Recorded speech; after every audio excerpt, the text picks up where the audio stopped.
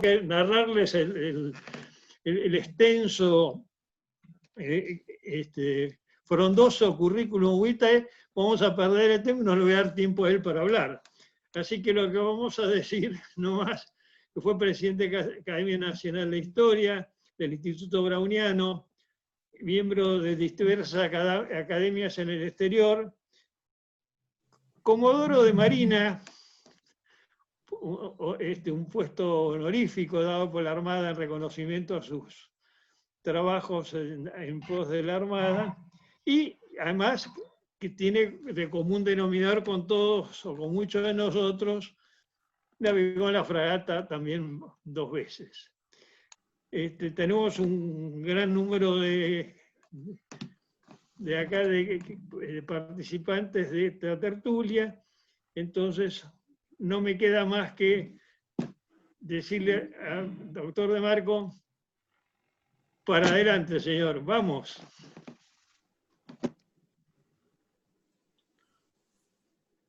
Bueno, muchas gracias, buenas tardes. Agradezco mucho la posibilidad de hablarles en estas circunstancias tan especiales, con tanta presencia de amigos, e invitado tan luego por la Asociación de Amigos de la Fragata Libertad. La Fragata Libertad es un símbolo nacional y para muchos de nosotros implica, de los aquí presentes, implica rememorar aspectos importantes de nuestras propias existencias. Y tal vez, para aquellos que hemos navegado antes de las reparaciones de media vida, pensar en cómo se navegaba en las épocas de Brown, porque sufrimos, obviamente en mucha o menor medida, las dificultades para la provisión de agua, las incomodidades relacionadas con la comunicación, porque se hacían solamente a través de Radio Pacheco, a través de ese inmenso mar donde estábamos prácticamente solos.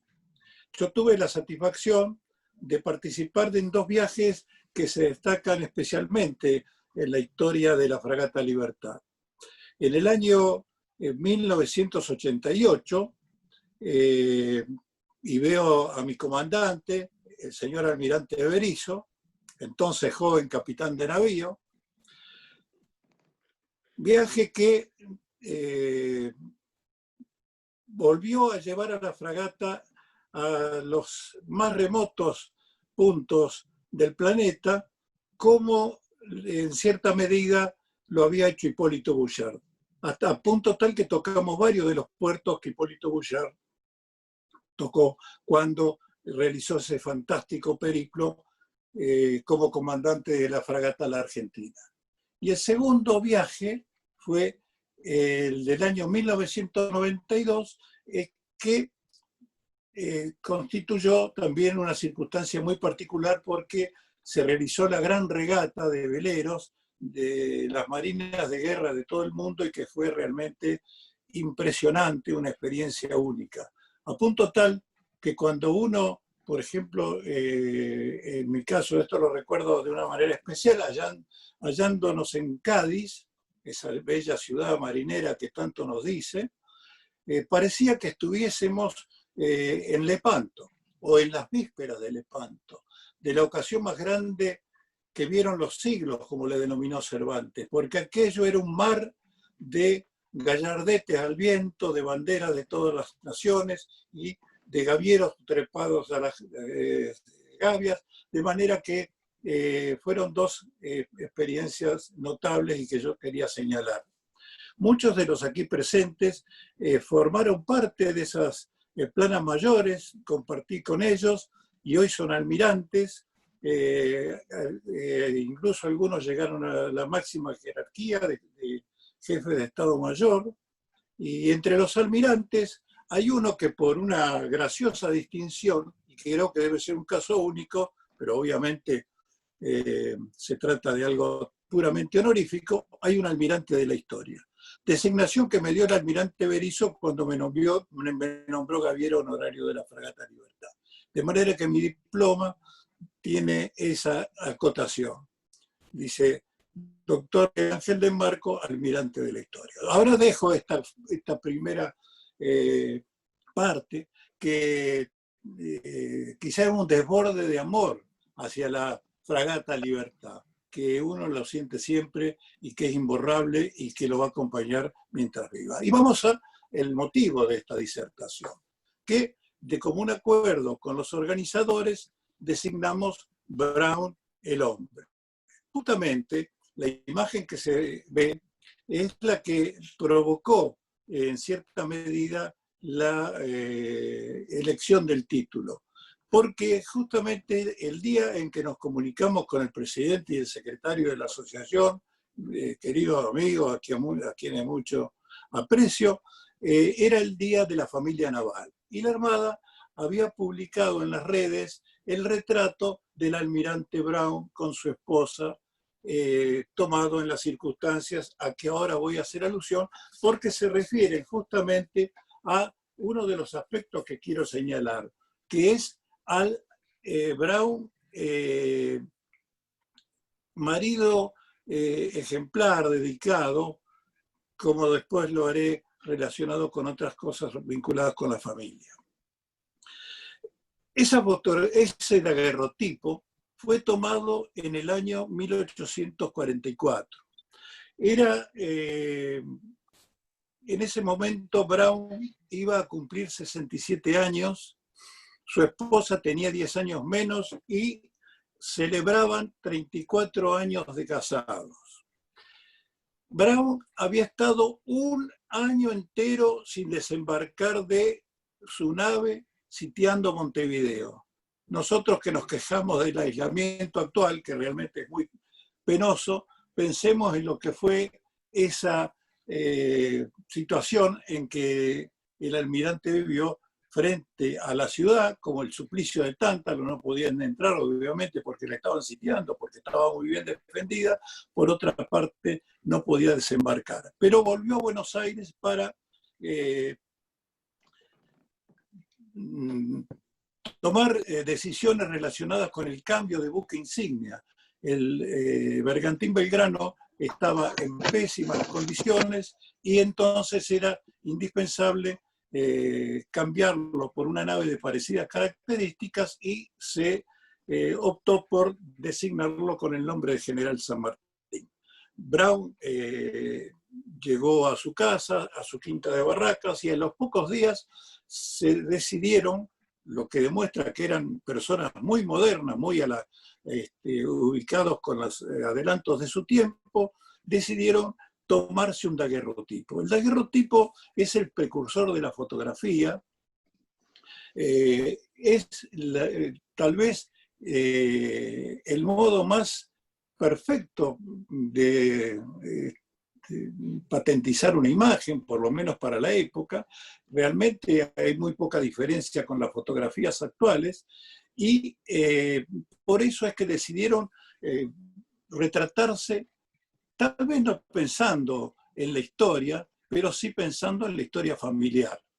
Por eso es que tomaron su carruaje, partieron de la Quinta de Barracas y se dirigieron a la Plaza de Mayo, donde se encontraba el daguerrotipista de moda, era el único por otro lado, pero que estaba tomando imágenes de las familias más importantes de Buenos Aires, que se llamaba Elliot, para hacerse esta vista. Quiero señalar antes de seguir que por razones que son tal vez muy particulares en el caso de la historia argentina, es muy difícil hacer historia íntima de nuestros personajes. Nuestros personajes eran bastante recatados. Uno se da cuenta a través de lo poco que Brown autorizó, que dejó escrito, las memorias de Guido y algún otro documento. Es bastante difícil seguir la trayectoria íntima, personal de este personaje y de muchos otros personajes. Porque la vida familiar, después a los historiadores que sucesivamente se ocuparon de su figura, tampoco se dedicaron mucho a esa faz íntima porque les parecía que no era muy importante, que para qué destacar la faz familiar, el aspecto cotidiano de los personajes, y bastantes tenían con las glorias que habían alcanzado. Quizá sin advertir que estos hombres llegaron al bronce porque primero vivieron la vida que vivimos todos nosotros, con nuestras grandezas y miserias, con nuestras virtudes, con nuestros fracasos, con todo aquello que constituye la persona humana. Dicho esto, dicho que es importante señalar, porque a veces se puede decir, ¿y esto por qué no lo sabemos? ¿Y esto otro por qué no lo sabemos? Es porque ni ellos dejaban demasiado escrito relacionado con su entorno personal y familiar, y porque tampoco se apreció durante largo tiempo la importancia de ocuparse de esas cuestiones. Dicho esto, continúo con el tema de esta imagen. Como dije, llegaron a la Plaza de Mayo, el fotógrafo estaba en la Recoba Nueva y tenía su estudio.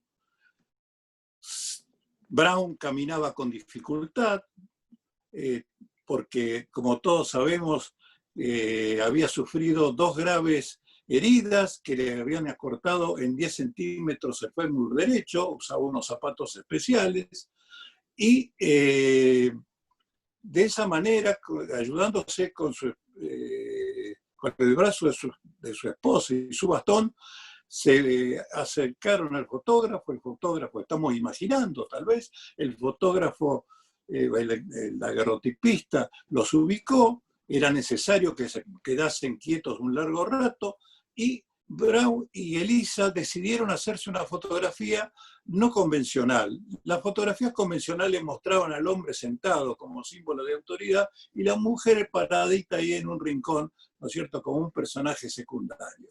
Ellos se ubicaron de igual a igual, uno al lado del otro, tomados de la mano y mostrando su alianza matrimonial. Y estaba bien que así fuese, porque era un matrimonio extremadamente unido. Eran, desde el momento en que se casaron y tuvieron que estar un tiempo separados, a partir de que se reencontraron, ya, salvo las circunstancias del servicio o algún viaje como la campaña Corsaria del Pacífico, estuvieron en permanente comunidad, ella contribuyendo en todo aspecto y él cuidando junto con ella de sus hijos. En el año 1809, Brown y Elisa llegan al Río de la Plata, se encuentran con una ciudad de Montevideo muy agitada, como estaba todo el Río de la Plata por los acontecimientos que estaban ocurriendo en Europa, y luego de un tiempo Elizabeth Chitty queda encinta de su primogénita, que van a nacer en Inglaterra, porque decide el matrimonio que ella viaje de vuelta a su tierra natal para que esa criatura nazca en condiciones de seguridad. Y eso les va a significar un largo tiempo de separación. Brown va a estar en el año 1810 todavía en el Río de la Plata, se va a encontrar en Buenos Aires, va a contemplar los acontecimientos de Mayo, pero obviamente no participó en ellos porque era un simple oficial mercante, un simple capitán mercante que desarrollaba sus actividades específicas, pero que no tenía actuación política. Brown se alojó en esa ocasión, y lo relato porque tiene que ver también con el regreso de su esposa y con su familia. Brown se alojó en la fonda o hotel de Clara Taylor, con la que lo va a unir una gran amistad a lo largo del tiempo, y también con su esposa y con sus hijos. ¿Quién era Clara Taylor? Era un personaje realmente de novela. Había llegado a fines del siglo XVIII al Río de la Plata en una situación sumamente singular. Esta mujer había sido condenada con otras 190 y tantas mujeres a poblar Australia. Como ustedes recuerdan, Inglaterra mandaba a Australia a los presos de ambos sexos para que formasen allí una familia y se poblase ese territorio con gente inglesa.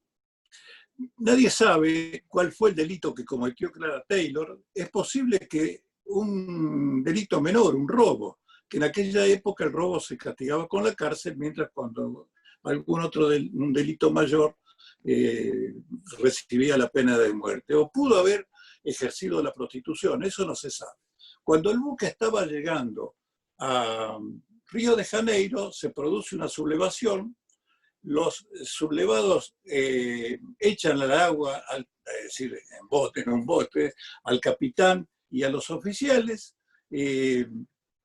Incluso se sublevan los soldados que iban a bordo, que eran también enviados por la fuerza, y el buque recala en Montevideo. En Montevideo las autoridades toman medidas, disponen que las mujeres sean ubicadas en un lugar donde las contuviesen por un tiempo, y luego las trasladan a Buenos Aires. En Buenos Aires están en la casa de la residencia, y en algún momento alguien se interesa por Clara Taylor. Ella sale, en ese momento todavía utilizaba el nombre de María Clarke. María Clarke sale de la casa de la residencia, se casa con un asturiano, tiene unos pesos, se va haciendo conocer en la ciudad, y en un determinado momento que no sabemos pone un hotel, una fonda. Y ahí empiezan a llegar todos los ingleses. Brown era un inglés, era un irlandés obviamente, pero se lo consideraba inglés a todos los efectos, y allí estuvo instalado con Clara Taylor. Y Clara Taylor se hizo muy amiga de él.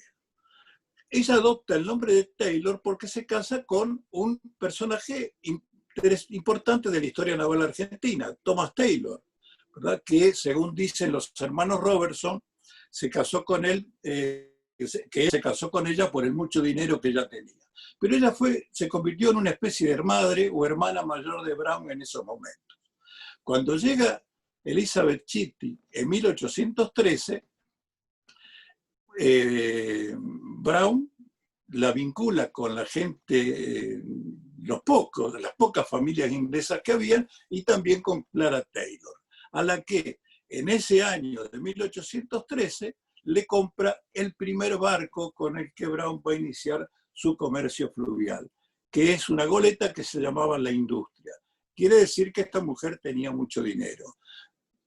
Mary Taylor o Clara Taylor o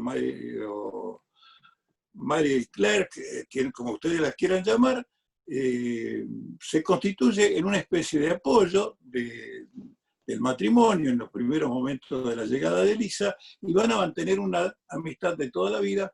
Incluso en el Archivo de la Nación hay una carta sin fecha, pero que se supone que es de muchos años más tarde, en que ella le pide a Brown que vaya a visitarla porque extraña mucho la compañía de la familia.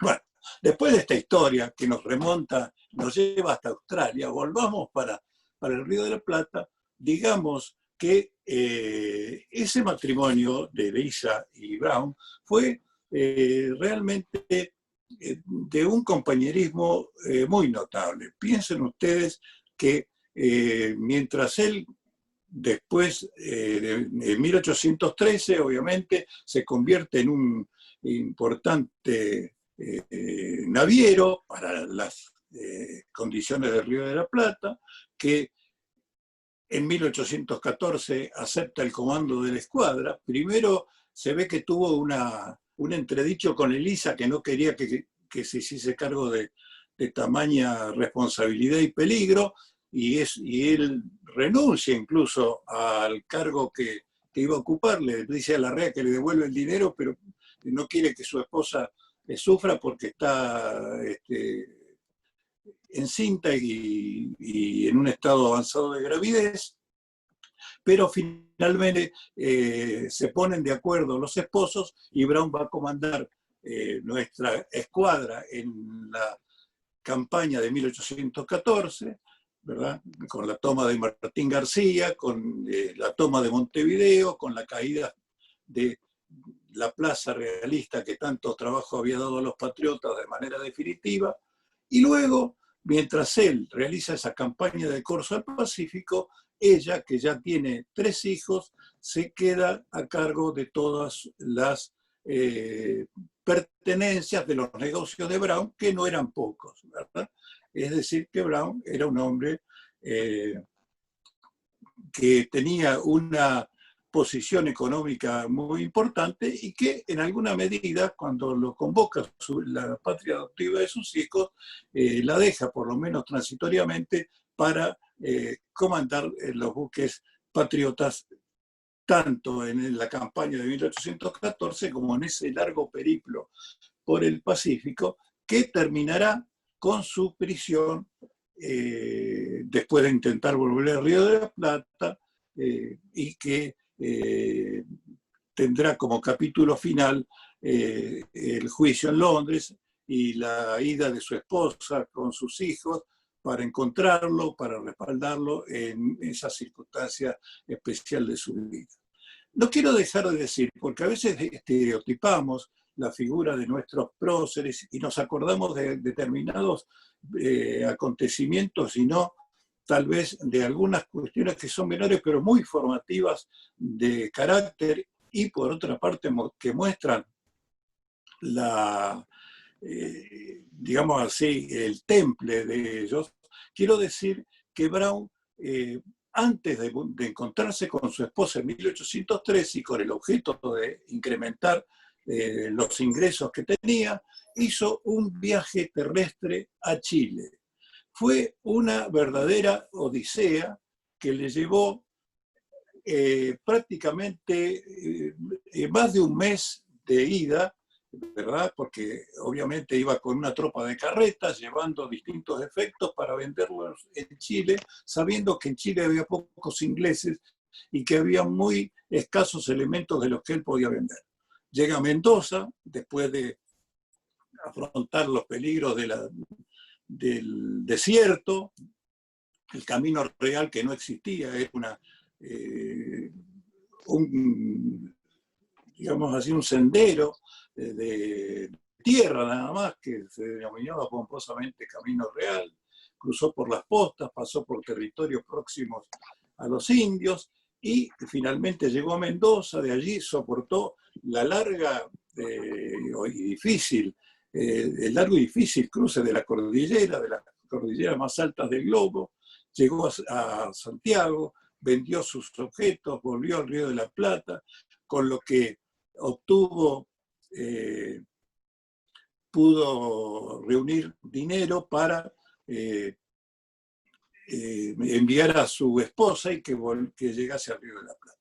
Claro que tenemos que decir que él ya contaba con recursos y que la familia de Elizabeth Chitty era muy pudiente y que muchos, entusiasmados seguramente por Brown cuando fue a buscar a su esposa, se embarcaron en la aventura americana y así llegó el cuñado de Brown, Walter Chitty, que debió renunciar a su condición de teniente de la Royal Navy, y un tío de su esposa que se constituyó en comerciante en el Río de la Plata. Es decir, son pequeños detalles que se vinculan con esta parte, si se quiere, menos conocida de Brown.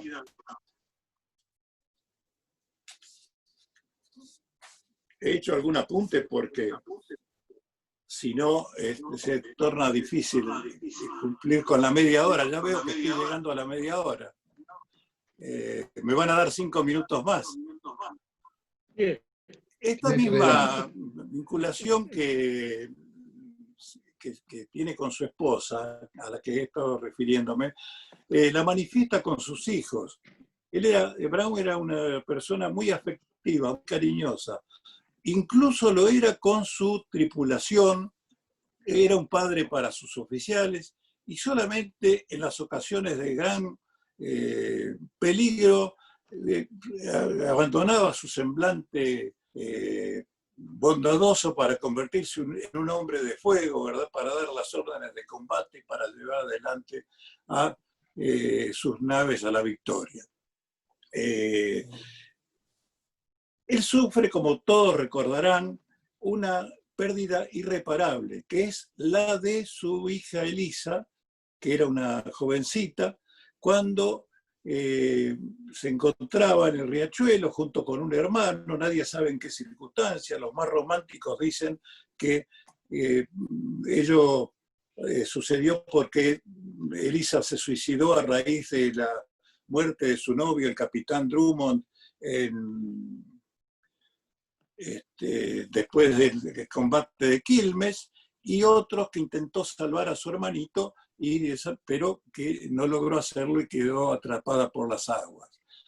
De una u otra manera, este episodio marcó profundamente a Brown y es uno de los motivos de esa circunstancia de tipo tan humano que en muchas ocasiones se ocultó. Yo incluso he visto un informe que tenemos en el Instituto Browniano en que un historiador dedica enorme cantidad de tiempo para tratar de rebatirlo, pero no es necesario.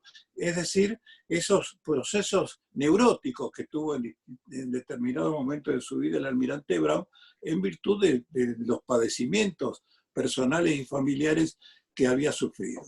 Y hablando de Drummond, y para hacer un señalamiento, he visto en algunas publicaciones algo que es increíble, y que por favor, si alguno de ustedes tiene la posibilidad de hacerlo, trate de que eliminen un presunto retrato de Drummond que cuando ustedes, que se publica incluso en algunas páginas brownianas, y como no hay otro retrato de Drummond, no encuentran mejor cosa que poner el de Errol Flynn. ¿Recuerdan? El personaje cinematográfico, el de las cargas de la brigada ligera, etcétera, etcétera. Bien, voy a terminar. Porque empezamos con la vinculación de este matrimonio y quiero hablar de la vejez del matrimonio Brown. Tenían una devoción, un respeto, digamos, muy notable, y ella cuidaba mucho de él, aunque estuviesen fuera, aunque estuviesen lejos. Por ejemplo, cuando Brown realiza la campaña contra Garibaldi en 1842, se intercambian varias cartas, ¿verdad? Él la titulaba de mi querida Elisa, y ella, como era costumbre, como hacían todas las mujeres de la época, cuando se dirigían al esposo, lo trataban por su apellido, mi querido Brown. Brown, cuando le cuenta, porque tenía un gran respeto incluso por su mujer, desde el punto de vista de lo que ella podía llegar a conocer o interesarse por las cuestiones militares, navales. Cuando le cuenta la batalla de Costa Brava, por ejemplo, le dice, como no podía ser de otra manera, he triunfado sobre mi enemigo. Es decir, que él daba por sentado, ¿verdad?, que el que se enfrentaba con Brown iba a ser indefectiblemente derrotado. Ella le contestaba preocupándose por su salud y contándole las vicisitudes de la familia.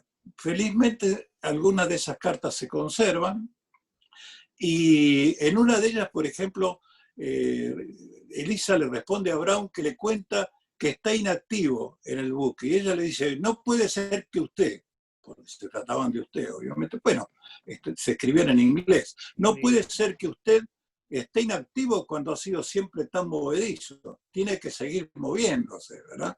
O cuando se entera que Brown está engordando, porque así después lo ven incluso cuando desembarca en Buenos Aires, le dice que tiene que cuidarse. Es decir, hay una relación de permanente afecto. Y él, cuando le responde a las noticias que ella da sobre los hijos, sobre los nietos que están enfermos, etc., se preocupa también en mantener ese lazo afectivo sumamente singular. Esto se dio a lo largo de los años hasta que se produce el fallecimiento de Guillermo Brown, lleno de gloria, de títulos, de respeto, de un modo francamente admirable y que sería de desear que lo mantuviésemos todavía hoy.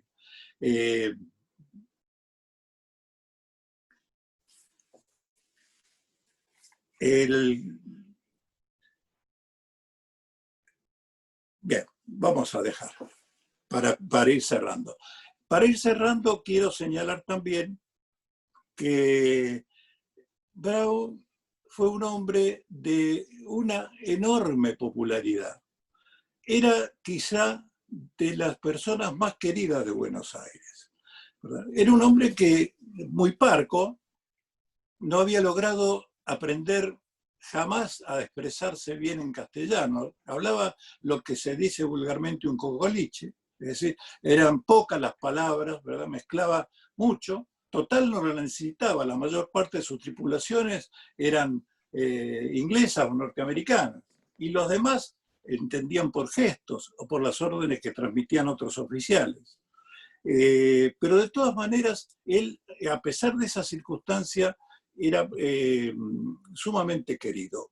Como eran una pareja sociable, concurrían a distintas actividades, eran habitués en el teatro de la ciudad de Buenos Aires, participaban de las reuniones de familia, y referente a la popularidad de Brown, quiero señalar dos, digamos así, evocaciones. Una, la de John Murray Foster, que era el representante diplomático de los Estados Unidos en el Río de la Plata, quien cuenta cómo cuando vuelve Brown de obtener el triunfo de Juncal, lo recibe la gente en las calles, lo aplauden, lo abrazan, ¿verdad? Y que él responde con sonrisas, con gestos, etc. Y otro que es anónimo y que cuenta un detalle gracioso vinculado con digamos que él no se manejaba muy bien en español, y es lo siguiente, que justamente en esa misma circunstancia él desembarca y la gente entusiasmada, cuando sabe que Brown va a la Casa de Gobierno, es decir, al fuerte, para presentar sus saludos al gobierno y transmitir detalles de la batalla,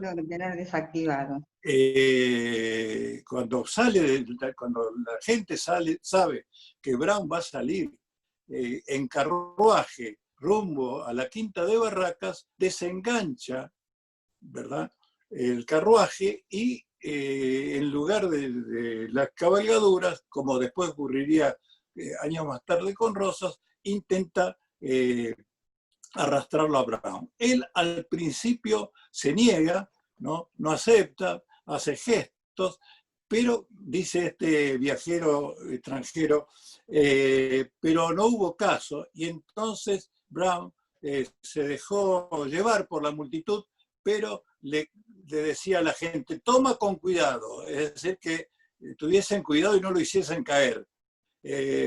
Conduce por donde, es decir, iba indicando él a los que con gran entusiasmo, con gran fervor, lo fueron llevando durante varias cuadras hasta que engancharon nuevamente los caballos y los llevaron a la Quinta de Barracas. Bueno, podríamos hablar mucho tiempo, pero creo que me he excedido.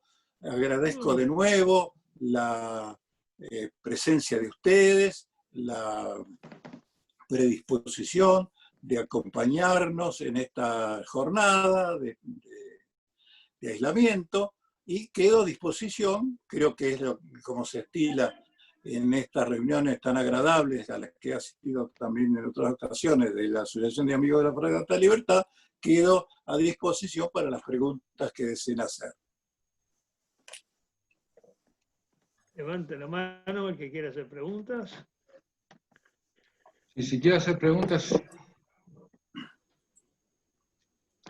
no los puedo ver a todos, pero si tocan la barra espaciadora se sacan el mute, se desmutean y pueden hacer las preguntas. Sí, lo mío no es una pregunta. Quería mandarle un saludo de parte del señor Gustavo Torres Maldonado, que estuvo con ustedes en una... Disculpen, no oigo bien. Se escucha muy bajito, Charlie. Sí. ¿Ahora?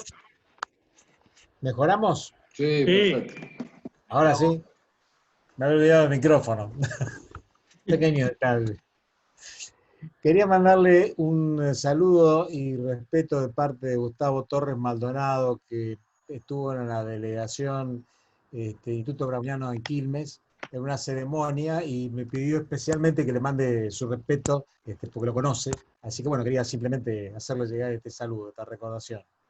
Gustavo Torres Maldonado, que es un hombre que estuvo en el Liceo Naval de la promoción 41, y me manda este saludo para usted. Nada más.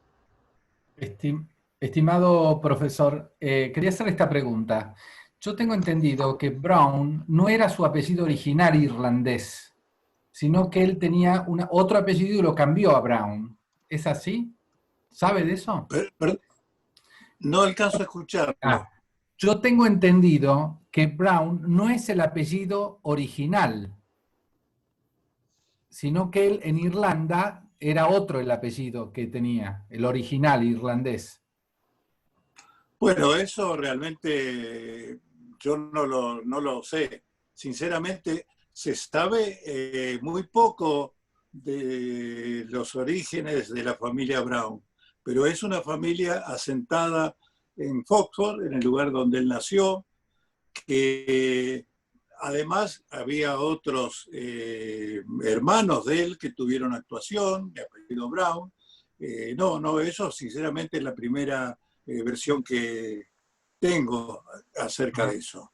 Si bien no se conoce demasiado, no se conoce el nombre del padre de Brown, por ejemplo, ni de la madre. Sí de varios, por lo menos de 3 de los hermanos. Mary Brown, John Brown, que habría estado en la época de las invasiones inglesas en Buenos Aires, Michael Brown, que fue su compañero en la campaña Corsair al Pacífico, y que después tuvo actuación en Venezuela, de manera que se conocen muy relativamente, ¿no? Él, por ejemplo, que existía su casa solariega muy humilde y que se encontró con un hermano a quien no veía hace 50 años, eso lo sabemos porque él fue a ver a los Brown de Irlanda en el año 1847. De manera tal que, y hay una carta en la cual un Brown le pide que antes de volverse a Buenos Aires no deje de volver a visitarlos. Incluso como era una casa muy humilde, la que le habían ofrecido para que él se quedase, le decían que si volvía se iban a ocupar de darle una casa más cómoda para que pudiera volver a verlos. Muchas gracias, profesor. Doctor De Marco, Anabela Marín le quiere hacer una pregunta. ¿Anabela? Sí, buenas tardes. No era para hacer una pregunta, sino que para ampliar un poquito de lo que venía diciendo el doctor De Marco, el daguerrotipo de Elizabeth y de Guillermo Brown es el que está en el Museo Naval de la Nación. ¿No es así, doctor? Tal vez sea ese, sí. Nosotros francamente, hay un ejemplar del daguerrotipo que está en el Museo Histórico Nacional. pero es posible que haya que hayan hecho más de una, digamos, de un daguerrotipo. Si estuviese entre nosotros el gran experto en daguerrotipos, que es Carlos Bertanesian, que ha escrito sobre los daguerrotipos de Brown, tal vez nos podía aclarar más de ese tema. Bien, y otra cosita que sí le quería preguntar, que me enteré este año, el famoso Día de la Familia Naval es gracias al aniversario de ellos dos. Claro, del matrimonio, del casamiento de ellos, que tiene lugar en 1809 en Londres. Bárbaro. Es muy interesante ese tema. Uno se pregunta cómo se habrán conocido, porque hay una etapa de la vida de Brown que es muy oscura, que es, digamos así, desde el momento en que llega a los Estados Unidos, ¿verdad?, muy joven, hasta que hasta 1809 en que se casa y en que empieza a actuar y que empiezan a aparecer mayor cantidad de documentos. Hay algunas memorias y por eso uno sabe que él estuvo preso en 2 cárceles francesas, la manera en que logró fugarse, etc. Pero es muy escasa la documentación que existe, ¿verdad?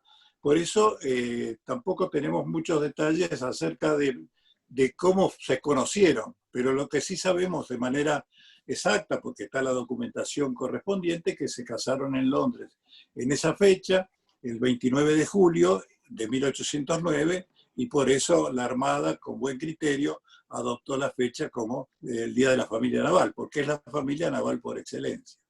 Muchas gracias, doctor. Gracias a usted.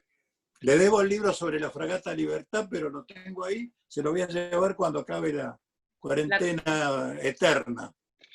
Bueno, va a ser un gusto decirlo. Doctor, tengo 2 preguntas en el chat que le transcribo. Alejandro Portavales nos pregunta, ¿cuál es el motivo de la mala relación con Rosas? ¿El motivo de la? Mala relación con Manuel de Rosas. En realidad no hubo una mala relación con Rosas, para nada. En realidad, Rosas era muy astuto, ¿verdad? Y realmente él necesitaba de Brown y lo respetaba también, porque Brown era una de las figuras que, por decir de alguna manera, venían bien a la imagen de Rosas, que un hombre como Brown estuviese a su servicio, al servicio de la escuadra de Rosas. No era personal de Rosas, obviamente, la escuadra de la Confederación Argentina. Como también recibió con gran beneplácito que San Martín le donara su sable corvo. Rosas realmente tenía tal respeto por Brown que le escribía frecuentemente. Acá, María Cristina Brown tiene una carta excelente, lindísima carta, en que Rosas, para halagarlo un poco más a Brown y para pintarle a los enemigos como más feroces, a los unitarios, le dice los unitarios enemigos de la religión católica, sabiendo que Brown era un católico fervoroso, irlandés, que en ese punto no cedía. Ya sabemos la amistad que tenía con el padre Fassi, y también sabemos otra cosa importante que, bueno, a uno le queda siempre en el tintero, le queda mucho, esa actitud de tolerancia que tuvieron los Brown en el momento de decidir el bautismo de sus hijos, no bautizar a los varones según el rito católico y a las mujeres según el rito protestante.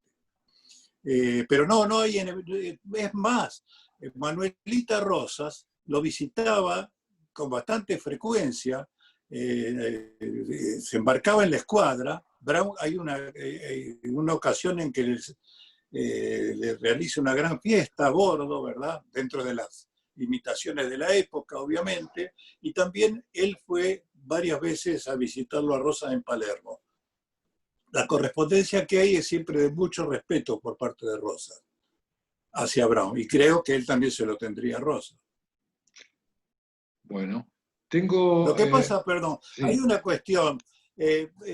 todavía tenemos estereotipos los argentinos, ¿no es cierto? Queremos ubicar a los personajes de la historia conforme a nuestras propias ideas. A veces, qué sé yo, dicen, pero ¿cómo podía ser rosista? Como si nosotros ahora estuviéramos viviendo la época de Rosas. Los hombres vivieron en su tiempo, con las categorías de su tiempo, las limitaciones de su tiempo, las grandezas de su tiempo. No podemos traslocar los hechos del pasado a las categorías del presente, ni a la realidad presente. Bien, Alberto Llanola quería hacer una pregunta, no sé si la quería hacer en vivo, Alberto. Hola. Sí, buenas noches, gracias Eduardo. Sí, doctor, buenas noches. La pregunta mía la pasé por escrito, no sé si me escucha. Sí, lo escucho. Gracias, doc. Era sobre el origen de Brown y cómo se inserta en la Revolución de Mayo y en la lucha contra los españoles. Es como curioso que aparezca justo en ese momento y asuma un rol tan importante en la guerra contra España. Y también hay lucubraciones al respecto, sobre si no era un agente inglés o si no actuaba por mandato de alguna... La liberación de los presos. Un error de la justicia. También se lo dicen a San Martín, ¿no? Que era un agente inglés. Imagínense que en ese momento Brown él se enamora de la causa de la emancipación peleando. En realidad él viene acá, ve que el Río de la Plata era tenía enormes posibilidades comerciales, se da cuenta que se abren nuevas puertas porque España tiene que, o el virrey, mejor dicho, Cisneros, tiene que dar marcha atrás con respecto del monopolio cerrado de los españoles, abre el comercio para los ingleses, y él encuentra que el Río de la Plata ofrece infinitas posibilidades. Por eso que en los primeros tiempos él se dedica a esas actividades y convive con la colectividad inglesa e irlandesa. Era íntimo amigo, por ejemplo, del doctor Miguel O'Gorman, que era el gran cirujano de Buenos Aires, el que fundó la Facultad de Medicina, pero se movía en un círculo restringido. La acción de Brown comienza a notarse, comienza a ser, a pesar, desde el punto de vista de su presencia, como conductor naval, en el año 1814. El año anterior fue corsario, provocó grandes daños a los buques del apostadero naval de Montevideo, pero su accionar militar empieza recién en 1814. Es decir, eso de que era agente inglés había suficientes ingleses para ser agentes en ese momento. Y aparte, por otro lado, tenía tal poderío la Inglaterra después de Mayo, ¿verdad? Había podido penetrar tanto que contaba con una estación naval propia, con varios buques que estaban con sus cañones enfilando a la población de Buenos Aires y de Montevideo. En el caso de Montevideo estaba en manos de los españoles, pero como los ingleses en ese momento eran aliados, jugaban con ambos. Entonces, los informes de inteligencia, diríamos ahora, lo podía hacer directamente el comodoro británico que estaba en Buenos Aires, ¿no? Pero bueno, siempre se crean esas cosas conspirativas en nuestra historia. Doctor, tengo a María Cristina que quiere hacer una pregunta. Sí. ¿Qué tal, doctor? Bueno, muy linda, muy interesante su charla. Vuelvo a la época de Rosas, que quería aclarar. La carta que usted dice, que en realidad es una carta que Rosas le contesta a Brown, donde Brown le pide un ascenso para el Sogaray. Usted sabe que la carta está en mi poder. Cuando Rosas firma, además de ponerle a los salvajes unitarios, enemigos de la religión católica, le pone a mi amigo Guillermo Brown, que no Rosas trataba a todos de a mi amigo. Incluso en la época de Rosas, usted sabe, era obligatorio usar la divisa punzó, cosa que usaba Brown en los actos oficiales, pero en sus buques no se usaba, porque él decía que el enemigo estaba afuera, y para que no hubiese grieta, entre su tripulación, ninguno lo usaba. Por supuesto que como Rosa se enteraba de todo, sabía perfectamente que en los buques no se usaba la divisa Punzó, que era totalmente obligatoria, y sin embargo decía, no, bueno, déjenlo a Brown que no la use. No creo que haya habido enemistad. Si ha habido alguna pequeño roce, ha sido a los últimos años de Brown, más Brown enojado con Rosas que Rosas enojado con Brown. Eso era lo que Sí, quería aclarar. en realidad Rosa incluso lo trataba con mucho cariño, incluso lo llamaba el viejo Bruno, ¿no? Bruno. Y además Bruno. Manuelita Rosas, le decía mi segundo padre, lo titulaba como mi segundo padre. Quiere decir y era que había muy una muy amiga de buena Martina. relación. Muy amiga de Martina, de la hija menor de Brown, de Martina Brown. Eran Sí, muy sí. amigas y él era, bueno. Bueno, quería aclarar eso y felicitarlo a usted por la charla. Nada más. Ay, esa carta me dio tanto trabajo, porque teníamos la copia en el instituto, ¿no? Y yo digo, pero se ha perdido, y no, por suerte la tiene usted. Pero alguna vez la va a donar. Sí, cómo no, seguramente Mangazo, sí. de paso. Hasta Bueno, luego. tengo a Agustín Muchas Villanueva que quiere hacer una pregunta. O por lo ¿Cómo? menos que le... Sí. ¿Qué tal? Buenas noches, Comodoro, ¿cómo le va? Ahí solamente me ha refrescado mucho la memoria, lo felicito. Siempre tenemos esas charlas ahí en el 10º piso sobre Brown y lo demás, y me gusta escucharlo y sigo aprendiendo y refrescando más la memoria sobre Brown. Así que para mí ha sido un placer volverlo a ver. Bueno, lo vi en el otro Zoom hace unos días y lo veo que está muy bien de salud. Realmente le mando un abrazo. Muchas gracias. Doctor. Un abrazo grande. Bueno. ¿Cuántos amigos veo ahora que puedo girar la pantalla? Me alegro muchísimo. Muchas gracias. Jorge Bertolino quiere hablar. Sí. Jorge. No, dale.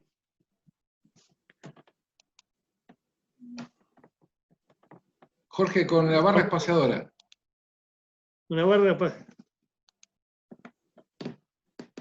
Está en silencio.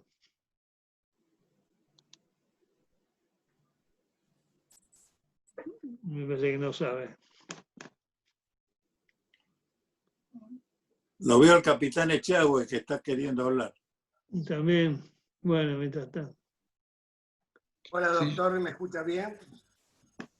Sí. Tengo entendido que en varias circunstancias, por lo menos... No, un poquito. Tengo entendido que en varias circunstancias el almirante Brown fue auxiliado en situaciones críticas para él o en situaciones difíciles por algunas damas, algunas señoras no le escucho. Algunas señoras que le aportaron ayuda en circunstancias difíciles para Brown. Una cuando se escapa de la cárcel de Francia, la otra cuando tiene que volverse para Irlanda para conseguir alguien que pudiera pagar sus gastos de viaje. Y por último, hoy agrego a un personaje que no conocía, que es la señora Taylor. Eso me hace pensar si hay constancia de que fuera algo seductor el almirante Brown. ¿Puede ser así? Bueno, la constancia no hay, pero presumo que tal vez sí, porque era un hombre de muy buena planta. Para la época tenía una estatura bastante elevada. En realidad yo gracias a Cristina que me facilitó el expediente que la Armada realizó cuando se analizaron los restos de Brown para determinar cómo había sido la herida que sufrió, ¿verdad? Primero durante la campaña de Montevideo y después por una caída que él tuvo del primer piso de una casa. Y en virtud del tamaño del fémur, pudimos obtener la estatura. ¿no? Porque algunos dicen Brown era muy alto y otros no entran en ese detalle. Yo quería saberlo y los cálculos dan 1,70 m. Para la época era un hombre de estatura regular. Era un hombre rubio, robusto, de buenas facciones, como se ven en la felizmente gran iconografía que hay de Brown. Hay muchos retratos en los que él posó, simpatía y aspecto así de hombre, digamos así, atractivo, incluso en la vejez, como ustedes ven las fotos de la ancianidad, ¿no? Erguido, manteniendo una cierta postura, de manera que pudo haber sido, ¿no? La persona que usted señala tal vez sea, claro, él en alguna medida, él aparentemente, como lo cuenta un compañero de celda, que después fueron socios en el Río de la Plata, Ellison, parece que él convenció a la esposa del carcelero para que le dejase la puerta abierta y pudiese escapar, ¿no?, de la fortaleza de Metz, donde se encontraba. Y después, él también lo mandan a una cárcel de mayor seguridad en Verdún, y allí se hace amigo de un coronel que estaba en otra de las celdas, hacen un boquete en la pared, se comunican y deciden escapar, escapan de una manera novelesca por los techos, salen de la ciudad, lo denuncia, un herrero los ve por la calle, hay que imaginarse el momento, ¿no? Da la voz de alarma, lo empiezan a perseguir y logran salir de la fortaleza de Verdún. Se ponen a andar por esos campos, el coronel era mayor, desfallecía, Brown se los cargaba en hombros y seguían adelante hasta que llegan a Württemberg, ¿no es cierto? Es decir, ya en territorio alemán. Y ahí la que los protege y le da los medios para trasladarse a Inglaterra es la hija de Jorge III, que estaba casada con el duque y que, bueno, no sé, de todas maneras, esa presencia femenina lo ayuda a él a poder llegar a Inglaterra. Eso es lo que puedo decir de otras cosas. Y me gustaría hacer otra aclaración referente a la personalidad del almirante.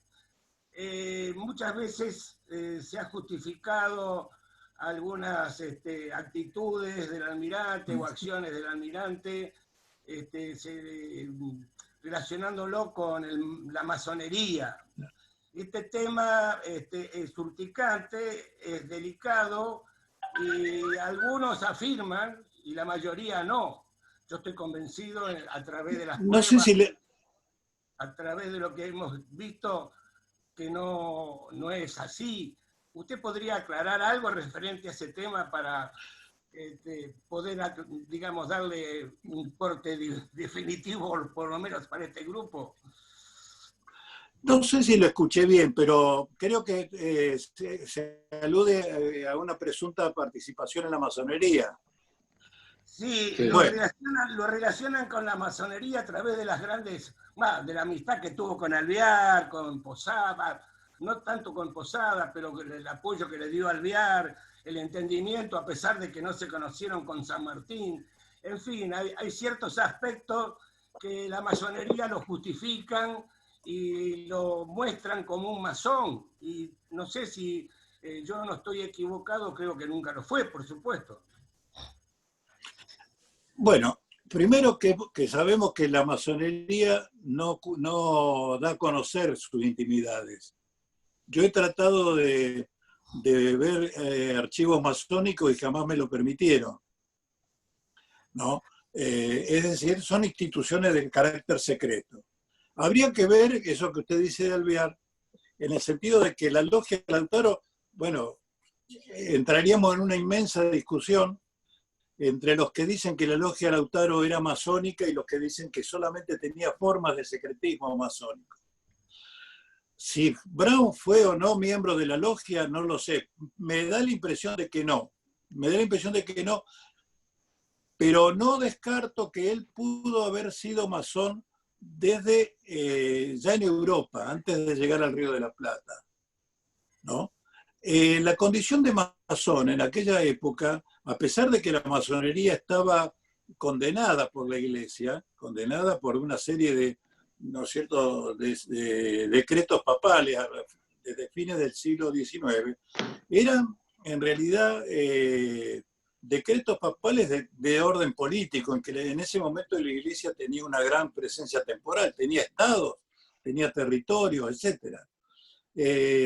Y no cabe duda que muchos de nuestros personajes argentinos tuvieron vinculación con la masonería.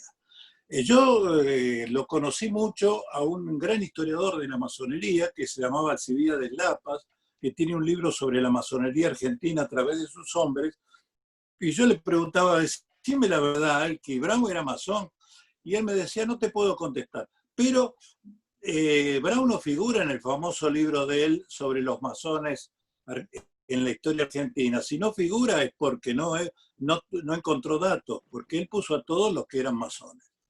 Pero en la campaña del Pacífico, la campaña, digamos, corsaria, cuando él es tomado prisionero en Guayaquil, en ese momento, cuando él se entrevista, después de haber sido, ¿no es cierto?, capturado, recuerdan que